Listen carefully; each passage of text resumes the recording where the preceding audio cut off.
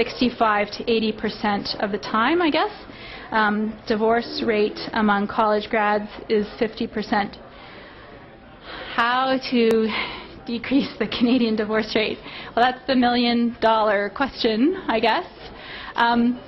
Again, if I could refer back to what I said, that there's a personal side to these sorts of issues as well as the public policy side. And I'm very concerned always that when I speak on any contentious topic, be it male-female issues or abortion or what have you, that there's likely someone in the audience who's been divorced and suffering and feeling pain, or there's likely someone in the audience who's had an abortion and feeling the trauma and the pain from that. So I think that the reason why I'm bringing that up is because the answer lies partially in your personal conception of how you do your own marriage and why you get married and that sort of thing, but then the other half lies in creating a cultural consensus that we reject marriage, and that's the zone in which I live, is more that cultural public level. So we don't actually have right now a great deal of cultural support for marriage, and I would argue that if we had a deeper consensus that divorce is unacceptable, that we would do better on our divorce rates. I also oddly think that we have this great esteem for marriage such that young people get married very quickly without really considering the calling on their life, or in secular terms, or whether really thinking about whether that's something they want to do or not. And there's not an awful lot of support for young people who are single and okay with that, or they might be hoping to marry at some point, but in the right now it's just fine. There's oftentimes a great deal of pressure placed by parents and other sources that marriage is really the way to go.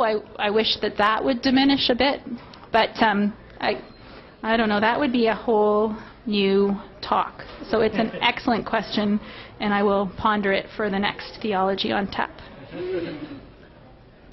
Has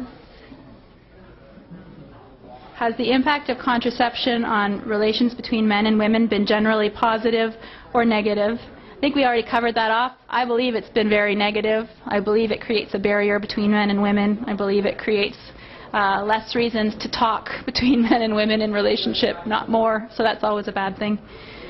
And very practically speaking, it creates the illusion that children are not the intention in sex, and so that creates a lot of strain and stress between men and women. Yeah, negative. I'll leave it at that. With respect to the problem of contemporary views of the role of men and male sexuality, you rightly highlight marriage as an institution that affirms men.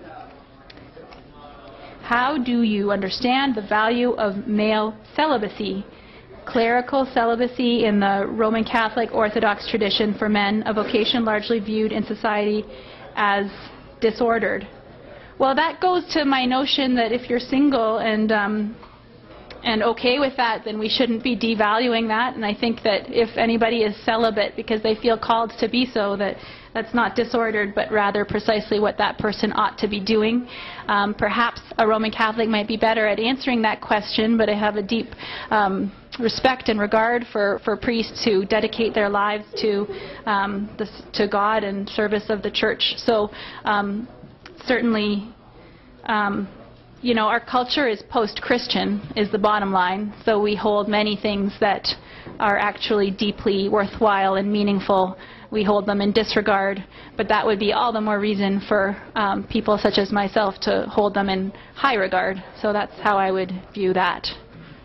That's the end of the questions.